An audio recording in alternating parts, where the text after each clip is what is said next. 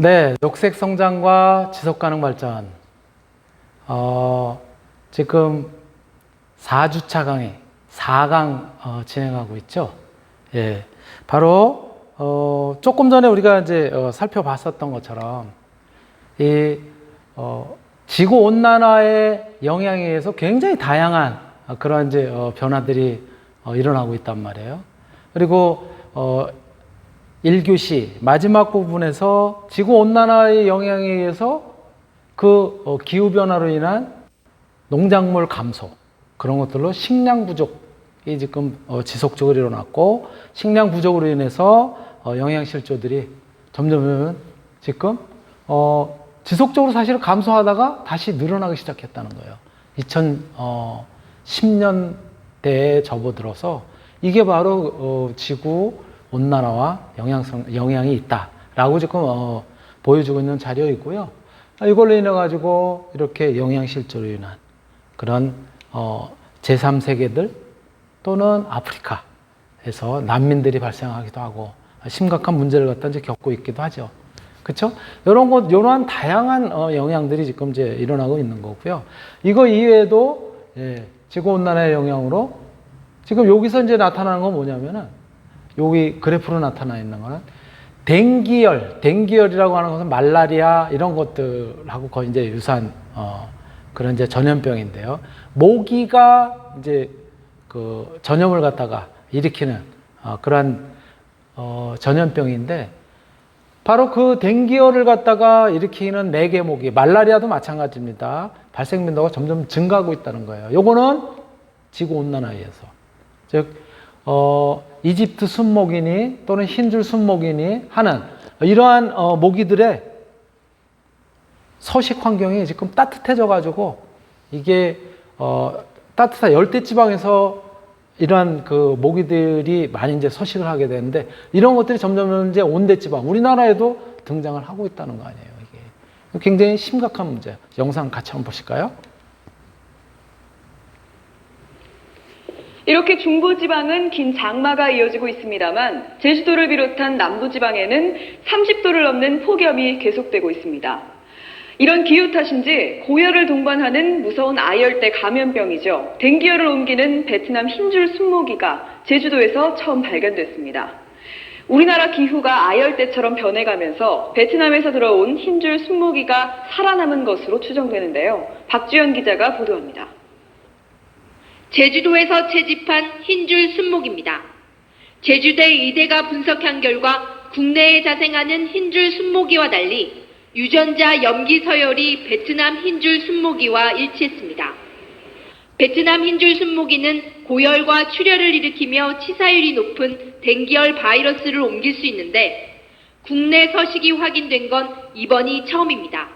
색깔이 일단 검고 진모기에 비해 크기가 크고, 그다음에 흉부 배면에 흰 줄이 있는 게 가장 큰 특징이고, 베트남 흰줄 순모기가 발견된 건 지난 40년 동안 제주도 기온이 최고 2도까지 올라 아열대와 같은 서식 환경이 조성됐기 때문입니다. 이번 연구 결과 제주 공항과 제주항 근처에서 흰줄 순모기가 최고 200배 많이 채집된 만큼 베트남 흰줄 순모기가 공항과 항구를 통해 제주로 들어온 뒤 살아남은 것으로 추정됩니다. 다행히 이번 조사에선 댕기열 바이러스가 나오지 않았지만, 더 이상 우리나라도 열대 감염병의 안전지대라고 안심할 수 없게 됐습니다. 병원체를 가지고 있는 매개체가 제주도에 들어와서 사람을 물게 되면 토착적으로 댕기열이 이제 발생할 수 있는 가능성을 제시합니다. 연구팀은 아열대 질환 감시센터를 세우는 등 열대성 감염병에 대비한 철저한 대책을 정부에 당부했습니다. MBC 뉴스 박주연입니다. 예, 굉장히 다양한 분야에서 이렇게 기후위기, 지구온난화는 그런 결과를 갖다가 초래할 거라는 거예요. 자, 그렇다면은 우리는 넉놓고만 있느냐? 그렇지는 않아요. 기후변화와 관련해서, 기후위기와 관련해서 국제적으로 굉장히 다양한 노력을 갖다 지금 하고 있고요. 이것이 벌써 1992년도 유엔 기후변화 협약을 비롯해서 1997년에는 교토 의정서가 이제 발효가 됐고요. 뭐 발리 행동이라든가 코펜하겐 합의, 칸쿤 합의 뭐 등등등등을 거쳐가지고 2015년에는 파리 협정, 파리 기후변화 회의에서 여러 가지 논의를 갖다 하게 된 것이죠. 그래서 기후변화 대응 협약으로 가장 중요하게 지금 우리가 이야기하고 있는 것이 교토 의정서하고 1997년에 그리고 파리 협정이라고요. 이때 온실가스 배출량 감축을 갖다 이제 목표로 하고 1차로 얼마 이렇게 이제 교토 의정서에서 정했던 것을 갖다가 파리 협정에서는 더 구체적으로 2도씨를 목표로 해서 1.5도씨 이내로 목표를 달성하는 노력을 하자라고 이렇게 원칙을 갖다 이제 세우고요.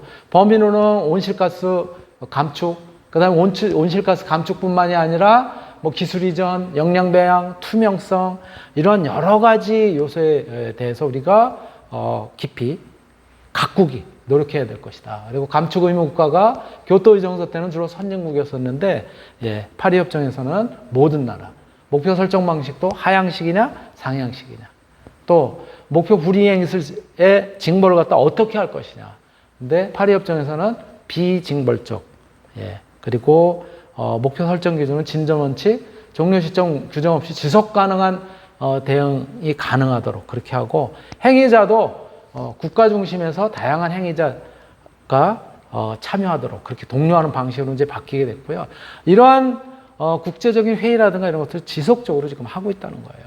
그리고 거기에 대해서 우리가 그 규정을 갖다 규제를 갖다가 이행을 하도록 그렇게 노력을 하고 있다는 거죠. 그동안 일어났었던 당사국 총회라고 하는 거예요. 여기 기후변화와 관련해서. 그래서 95년도부터 21년 에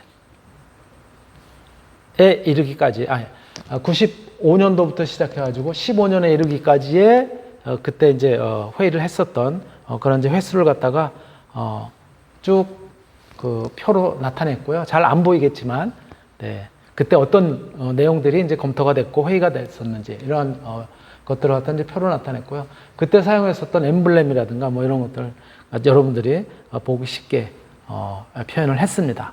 자, 이러한 결과와 더불어서 또 한편에서는 우리가 그러면 어떻게 이 기후위기 이런 것들을 갖다가 대응을 해야 될지 각국이 또 우리나라의 경우는 어떻게 대응해야 될지 거기에 대한 영상 같이 한번 보실까요?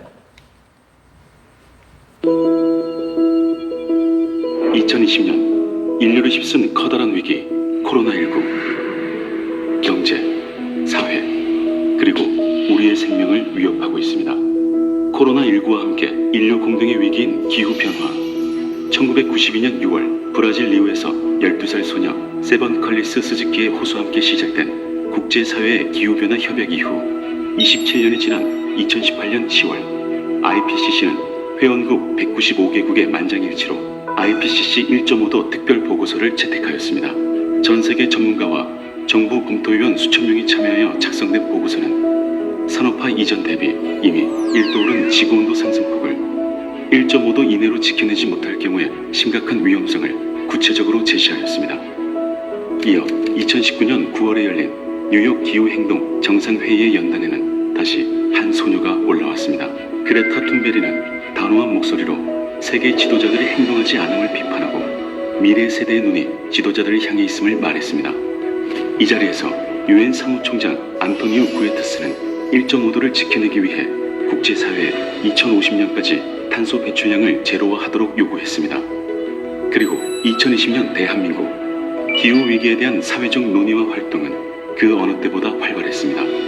2019년 시민들의 기후위기 비상행동을 시작으로 각계각층에선 기후위기에 대한 자성과 우려의 목소리가 울려 퍼졌고 이어 탄소 중립을 위한 촉구와 연대의 움직임이 시작되었습니다. 지자체, 교육계, 종교계, 정부 모두가 함께 움직인 결과 우리는 탄소 중립으로 나아가기 위한 큰 한걸음을 내딛게 되었습니다.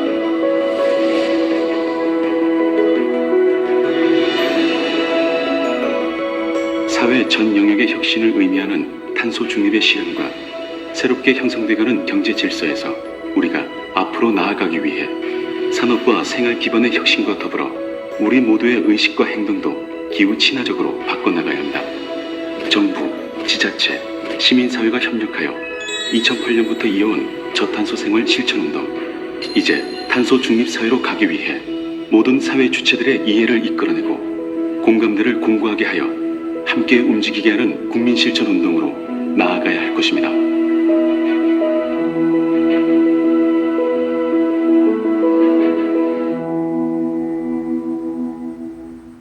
네, 기후 위기에 대비해서 우리가 어떻게 세계 각국이 어떻게 해야 될 것인지 뭐 그러한 내용들을 갖다 담고 있고, 마지막 부분에서는 우리나라에서도 바로 이산화탄소 배출을 갖다 줄이고 바로 탄소 중립이라고 하는 그런 개념으로 산업화라든가 이런 것들을 바꾸겠다. 또 그것을 위해서 실천을 해야 될 것이다. 라고 하는 이제 얘기를 했었고, 또 작년 말 2020년 말에 문재인 대통령도 국회에서도 연설을 했고요. 또 올해 초에도 우리나라는 이제 탄소 중립 사회로 그렇게 이제 전개해 나갈 것이다. 라고 이제 천명한 바가 있습니다. 네, 그렇다면은 바로 이러한 탄소 중립이라고 하는 것은 어떤 의미를 갖다가 이제 가지고 있는 걸까요?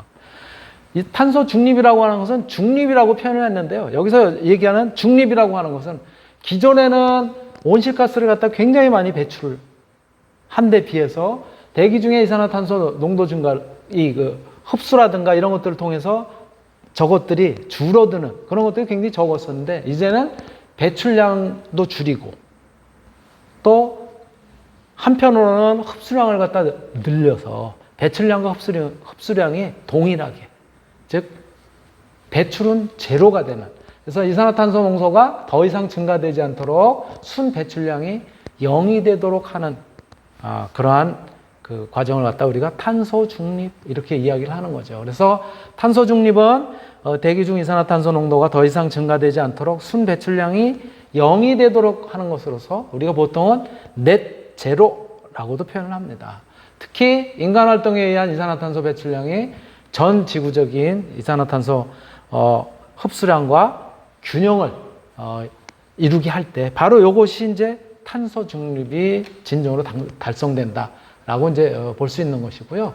그래서 우리가 배출하는 온실가스를 갖다가 최대한 억제하는 그런 형태의 정책 또 실천 이런 것들을 펴야 될 것이다라고 이야기를 하고 있는 것이고요. 바로 이러한 이제 탄소 중립을 갖다가 추진하기 위해서 정부에서도 지금 어떻게 하고 있냐면 3+1, 3 더하기 1 전략을 갖다 추진을 하고 있어요. 여기서 3이라고 얘기하는 것은 3대 정책을 갖다 이제 의미를 하고 있고요. 경제구조의 저탄소화, 그 다음에 신유망 저탄소 산업 생태계를 갖다 조성하는 거, 그리고 탄소 중립 사회로의 공정을 전환시키는 이러한 세 가지 틀을 갖다가 지금 제시를 하고 있고, 그것을 위해서 10대 과제로 각각의 틀에 적절한 그런 이제 방침을 갖다가 실천 방침을 갖다 이제 세우고 있습니다. 그리고 또 하나 이러한 3대 정책을 갖다 뒷받침하기 위해서는 바로 탄소 중립을 위한 제도적 기반 강화라고 하는 그런 것들이 뒷받침이 돼야 되겠다. 즉 재정 부분이라든가 금융 부분이라든가 또는 R&D 부분이라든가 국제협력 부분 이런 것들을 제도적으로 뒷받침하기 위한 기반을 갖다 이제 강화하겠다라고 하는 것이 우리나라가 지금 앞으로 추진해야 될 2050 탄소 중립 추진 전략이에요. 이렇게 이야기를 할 수가 있고요. 예. 그렇다면은 이 탄소 중립 이게 진짜 왜 이렇게 중요하냐? 우리가 지구 온난화에 대한 개념 또 그걸로 인해서 발생하고 있는 여러 가지 그런 것들 갖다 이제 살펴봤단 말이에요. 조금 더 실감나게 우리도 한번 전체적으로 한번 종합을 한번 해볼 필요가 있고요. 같이 동영상을 한번 보시도록 하겠습니다. 지구온난화로 인한 기후변화로 해수면이 상승할 경우 해운대가 사라질 수도 있다고 하는데요. 그렇기 때문에 탄소 중립이 무엇보다 중요해지고 있습니다. 과연 탄소 중립은 무엇이고 어떻게 해야 달성할 수 있을까요? 지구온난화가 현재와 같은 속도로 진행되어 지구의 평균 기온이 1.5도씨 온도가 상승하게 되면 전 지구 해수면은 0.26m에서 0.77m 상승하게 되고 2도씨 상승할 경우 0.1m 더 상승할 것으로 예측되는데요. 그렇게 되면 2100년까지 해수면이 1m 상승한다고 가정할 때 부산 해운대 같은 우리나라 사빈 해안의 경우 80.1%가 사라지게 됩니다. 이는 비단 우리나라만의 문제는 아닌데요. 기후변화가 불러오는 해수면 상승, 기온 상승, 극한기후 등의 상황을 맞이하지 않기 위해 전 세계는 지금 탄소 중립이라는 목표를 세우고 노력하고 있습니다. 그럼 이 탄소 중립의 정확한 개념은 무엇일까요? 탄소 중립은 재생 에너지 등을 늘려 이산화탄소의 배출을 최대한 줄이고 남은 이산화탄소는 포집 기술 또는 산림, 습지 등을 통해 흡수하거나 제거해서 이산화탄소의 배출량이 제로가 되는 것을 의미합니다. 넷 제로라고도 이야기하는데요. 보통 인간이 감내할 수 있는 지구의 한계 상승 온도를 2도씨로 설정하고 있습니다. 이 이상 온도가 상승할 경우 폭염과 한파 등 감당할 수 없는 자연재해가 발생할 것으로 예측하고 있습니다. 반면 지구온도 상승을 이보다 0.5도씨 낮은 1.5도씨로 제한하면 위험이 크게 감소할 것으로 예상하는데요. 이마저도 이미 1도씨는 올라와 있는 상태라 이제 그 마지노선이 0.5도씨만이 남았다고 합니다. 때문에 산업화 이전 대비 지구온도 상승을 1.5도씨로 억제하기 위해서 전 지구적으로 2050년 탄소 순 배출량이 제로가 되는 탄소 중립 사회로의 전환이 이제는 선택이 아닌 필수인 이유입니다. 하지만 탄소 중립이 중요한 이때 한국은 2018년 기준 이산화탄소 배출 순위가 8위나 됩니다. 왜냐하면 한국의 산업 구조가 제조업 기반이기 때문인데요. 한국은 제조업 비중이 28.4%로 EU 16%, 미국 11%에 비해 굉장히 높은 편입니다. 철강, 석유화학 등 주력 산업이 탄소 다배출 산업이기 때문인데요. 여기에 더해 탄소 배출이 많은 석탄 발전 비중 역시 한국은 40.4%로 미국 24%, 일본 32%, 독일 30%에 비해 높은 수준입니다. 그렇기 때문에 탄소 중립에는 장기적인 안목과 계획이 필요한데요. 2020년 10월 28일 문재인 대통령은 국회 시정연설에서 2050년 탄소 중립 선언을 했습니다. 이는 30년의 장기적인 계획을 가지고 2050 장기 저탄소 발전 전략, 즉 LEDS 수립에 박차를 가한다는 이야기인데요. 이미 정부는 지난해 7월 한국판 뉴딜의 한 축으로 그린 뉴딜을 발표하며 탄소 중립 사회 지향이라는 방향성을 제시한 바 있습니다. 그런데 장기 저탄소 발전 전략, 즉 LEDS란 무엇일까요? 일단 이 LEDS를 이야기하기 전 파리 협정에 대해 이야기할 필요가 있는데요. 파리 협정은 기존 기후변화 대응 체제인 교토 의정서 체제를 이어받는 신기후 체제의 근간이 되는 국제 조약으로 2015년 12월 제21차 당사국 총회에서 채택, 2016년 1월 4일 발효됐습니다.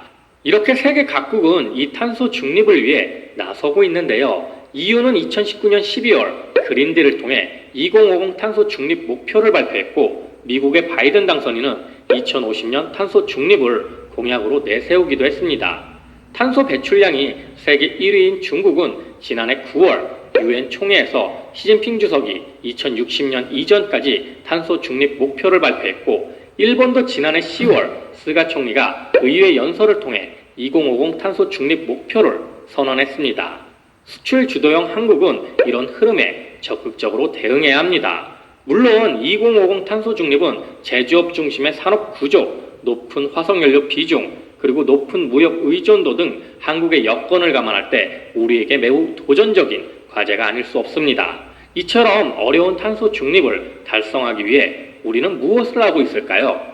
전기차를 만드는 테슬라가 미국 증시에서 연일 최고가를 경신하는 것 역시 탄소 중립으로 가기 위한 세계적인 흐름이라고 볼 수 있는데요. 여기에 들어가는 배터리를 우리 기업들이 만들고 있습니다. 이처럼 우리 기업들도 이미 탄소 중립을 위한 기술을 개발하고 만들어가고 있는데요. 전기차 배터리는 세계 시장 점유율 1위를 기록 중이고 전 세계 수소연료 전지 발전량의 40%를 우리가 담당하고 있습니다.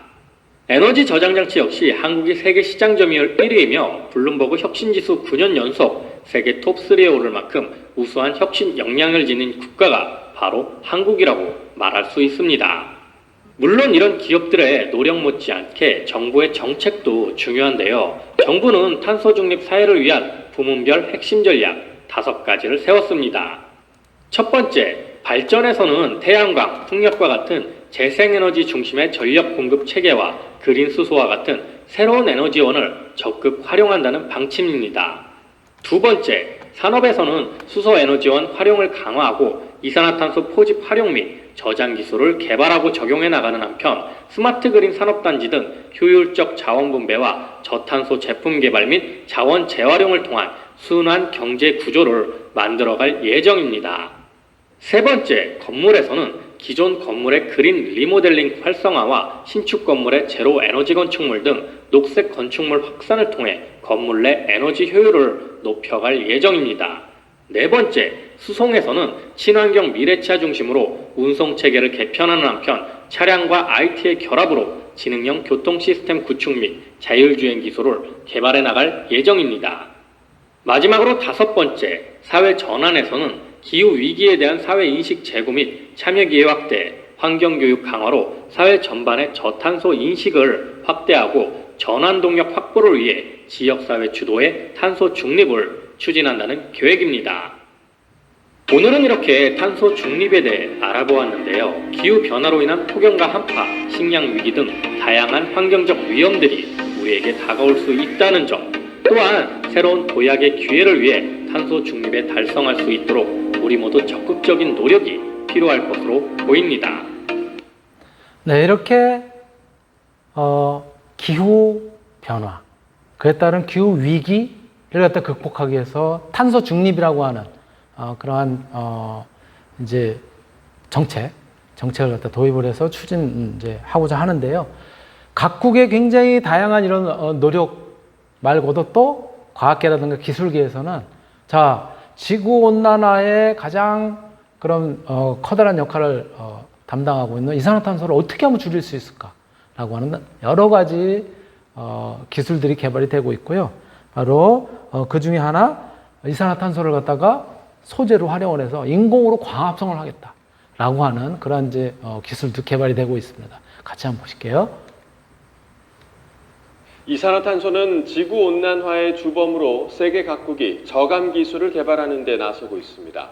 국내 연구진이 자연환경에서 인공광합성 기술을 이용해 이산화탄소를 고부가 가치 화합물로 바꾸는 데 성공했습니다. 김진두 기자가 보도합니다. 잔디밭 위에서 햇빛을 받는 작은 태양광 장치. 여기서 만들어진 전기가 작은 기체들을 만들어냅니다. 원료로 주입된 이산화탄소를 고부가가치의 일산화탄소로 바꿔주는 장치입니다. 다른 쪽으로는 산소가 배출됩니다. 나무가 이산화탄소와 물을 원료로 탄수화물과 산소를 만드는 광합성을 흉내낸 인공광합성 장치입니다. 인공광합성의 효율을 세계 최고 수준으로 끌어올려 실용화에 성큼 다가선 것입니다.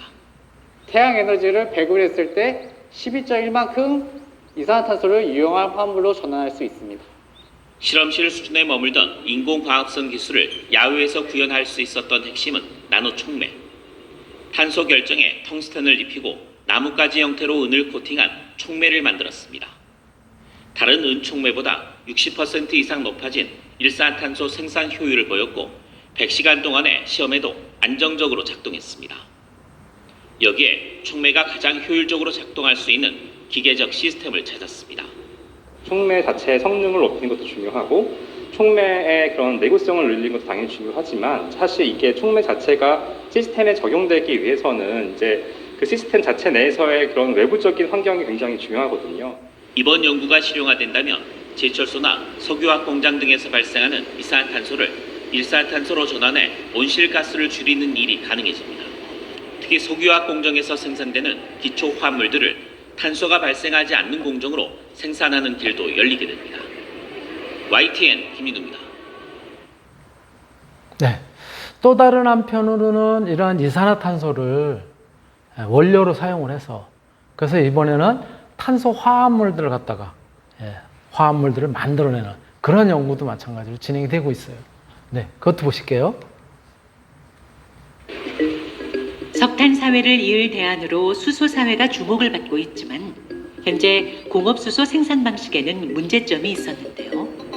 우리가 수소를 생산하되 이산화탄소를 전혀 발생시키지 않고 수소를 생산해야 되는데 화석 연료를 개질을 해가지고 우리가 수소를 생산하는 한은 이산화탄소를 발생하는 것을 멈출 수가 없습니다. 그렇기 때문에 우리가 물을 태양광을 이용해서 분해를 시키면은 이산화탄소가 없이 깨끗한 수소를 갖다가 우리가 얻어낼 수 있기 때문에 물로부터 수소를 얻어내야 되는 겁니다. 그렇게 물에서 만들어진 수소를 태워서 연료로 사용하고 나면 수소는 다시 물만 배출하기 때문에 대기 중에 이산화탄소를 발생하지 않는 그린 에너지의 선순환 체계가 만들어진다는 것입니다.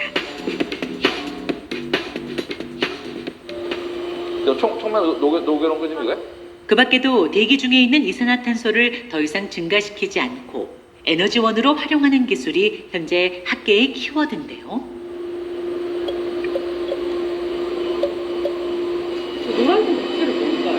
저 노란색이 바로 광활성 촉매예요. 그 촉매에다가 이제 빛을 쪼여주면서 이산화탄소를 다른 탄소화합물, 고부가 같이 탄소화합물로 바꾸는 거죠. CO2는 상당히 안정하고 이제 에너지 레벨이 낮은 물질인데 이걸 갖다가 우리가 태양광을 이용해서 이렇게 에너지 함량이 높은 메탄올이라든지 메탄이라든지 뭐 개미산이라든지 이런 물질들을 만들게 되면은 그게 이제 상당히 유용한 케미컬이 되는 거죠. 이산화탄소는 단단하게 결합한 분자이기에 다른 물질로 바꾸는 방법은 많은 에너지가 필요한데요. 지구의 골칫덩이, 이산화탄소를 주재료로 활용할 수 있는 기술은 그 자체로도 큰 의미가 있습니다. 이게 바로 이제 식물이 광합성하는 작용과 같이 우리가 상당히 그 유사한 효과를 갖다가 기대할 수 있는 거죠. 그래서 이걸 갖다 인공광합성이라고 얘기를 합니다. 광합성은 녹색 식물 등이 빛 에너지로 대기 중 이산화탄소와 물로부터 유기물을 합성하는 작용입니다. 인공광합성은 바로 이 식물의 광합성을 모방해 만든 기술인데요. 연구팀은 광촉매와 빛의 상호작용을 통해 이산화탄소를 고부가가치 물질로 전환하는 기술을 연구합니다. 두 개의 샘플을 보시면요. 요게 이제 CO2를 녹인 그 광촉매 그 샘플인데요. 요 오른쪽에 있는 샘플은 이제 반응을 하기 전이고 요 왼쪽에 있는 샘플은 저희가 이제 빛을 쬐가지고 반응을 시킨 샘플입니다. 그래서 이제 여기 저희가 이제 여기 헤드스페이스 가스를 갖다가 샘플을 해가지고 일산화탄소가 얼마나 나왔는지를 갖다가 한번 분석해 보겠습니다. 이산화탄소가 일산화탄소로 얼마나 전환됐는지 알 수 있는 분석 장비입니다. 일산화탄소는 그 자체로는 독성을 가진 기체지만 수소, 가스 등을 만들어낼 수 있는 연료로 쓰일 수 있기에 고부가가치 물질인데요. 우리가 인공광합성을 이용해서 대기 중에 있는 CO2를 이용해서 뭔가 새로운 화학물질이나 연료를 만들고 이게 다시 사용이 된 다음에 대기 중에 다시 CO2로 돌아가게 만들면은 이게 CO2가 계속 순환하는 거지 않습니까? 그러면 우리가 계속 에너지를 갖다 태양 에너지를 이용해서 써도 대기 중에 이산화탄소 농도가 계속 증가하지가 않는 거죠. 자, 이렇게 이런 탄소 중립 기술을 갖다가 확립하기 위해서는 인공광합성 기술이 아주 핵심적인 요소의 역할을 하는 것이죠. 네. 자, 그렇다면 우리가 이렇게 이제 과학기술 쪽에서, 과학기술계에서 연구개발을 하고, 그런 한편, 우리 보통 시민들, 일반 시민들은 어떻게 탄소 중립을 위해서 실천해야 될까요? 그때 영상을 통해서 같이 한번 보실까요? 생활 속 자원순환. 자원순환이란 쓰레기와 탄소 배출을 줄이는 방법으로 생산하고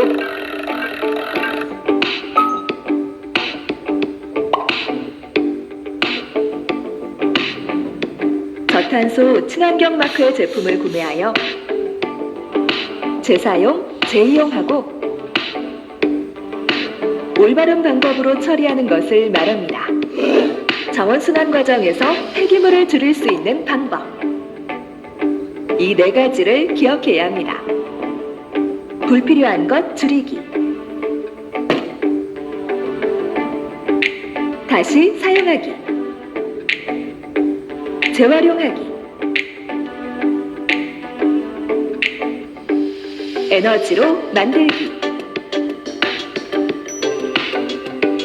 모두가 함께하는 생활 속 자원순환으로 탄소 중립을 실천합시다. 네, 이렇게 우리 생활 속에서도 이산화탄소 배출을 줄이고 탄소 중립을 실천할 수 있는 그런 내용들을 갖다가 이제 잠깐 살펴봤고요.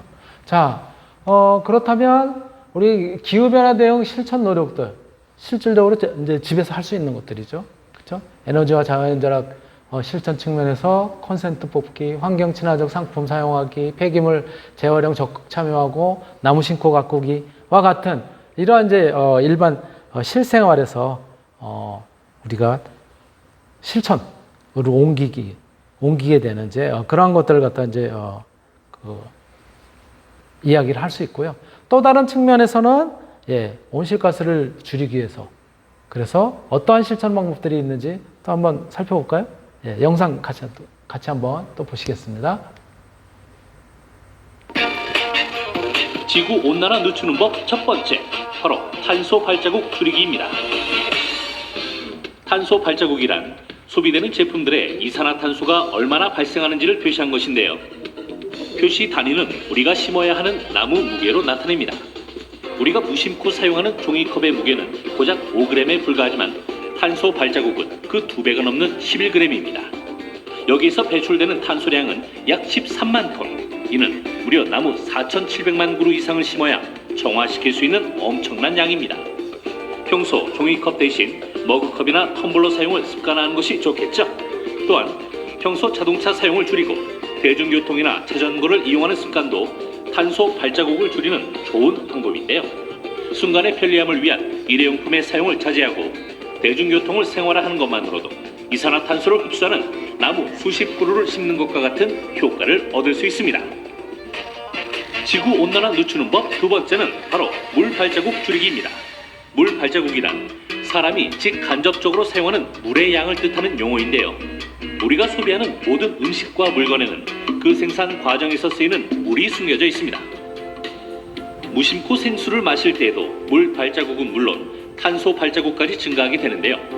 물을 담는 플라스틱 병을 생산하는 과정에서 이산화탄소가 발생하고 이 생수가 산 넘고 물 건너 이동하고 또다시 트럭으로 운반되는 동안 길고 넓은 탄소 발자국을 남기는 겁니다. 생수 대신 수돗물 마시기를 비롯해 생활 속 작은 실천만으로도 물 발자국을 줄이고 지구 온난화를 늦출 수 있는데요. 양치질할 때 컵을 사용하면 한 번에 약 4.8리터의 물을 절약할 수 있고요. 설거지를 할 때도 물을 받아서 하면 20분가량의 설거지 일회에 약 74리터의 물을 절약할 수 있다는 사실. 지구 온난화 늦추는 법 마지막은 바로 에너지 절약입니다. 우리나라 전력의 3분의 2가량을 담당하는 화력발전소. 하지만 화력 발전을 위해 이산화탄소 배출은 불가피한데요. 때문에 에너지를 절약하는 작은 습관으로도 지구 온난화를 한 걸음 늦출 수 있습니다. 일상생활에서 에너지를 절약할 수 있도록 돕는 스마트폰 앱이 인기인데요. 스위치를 내릴 때마다 1시간 동안 형광등을 껐을 때 아낄 수 있는 실제 경제적 가치를 적립해주고요. 적립금은 편의점에서 사용하거나 문화상품권으로 교환 또는 휴대전화 요금 차감 혜택도 받을 수 있습니다. 네, 이렇게 우리 실생활에서 할 수 있는 실천 방법 굉장히 다양한 그런 실천 방법들이 있습니다. 네, 그리고 그 이외에도 실내 온도 적정하게 유지하기라든가 승용차 대신 대중교통, 또 전기 제품 올바로 사용하기, 올바른 운전 습관, 쓰레기 줄이고 재활용하기, 친환경 제품 구입, 물 아껴 쓰기, 나무 심고 가꾸기 등등 굉장히 다양한 요소들이 우리 주변에 널려 있다라고 이제 생각을 하시면 될 것 같고요. 자, 마지막으로 또 우리가 온실가스 줄이는 그런 방법 어떤 것들이 있을까요? 영상 같이 한번 또 보시겠습니다. 뜨거운 폭염, 폭우, 매서운 한파, 폭설, 기후변화, 이대로 괜찮을까요? 기후변화를 막기 위해 우리가 할 수 있는 일, 온실가스 줄이는 법을 알아볼까요? 에너지 소비 효율 1등급 제품은 5등급 제품에 비해 30% 이상의 전기를 절약합니다. 멀티탭으로 사용하지 않는 기기에 전원을 내립니다. 실내 온도를 여름 26도씨, 겨울 20도씨로 유지하며 기온에 맞는 적절한 의상을 착용합니다.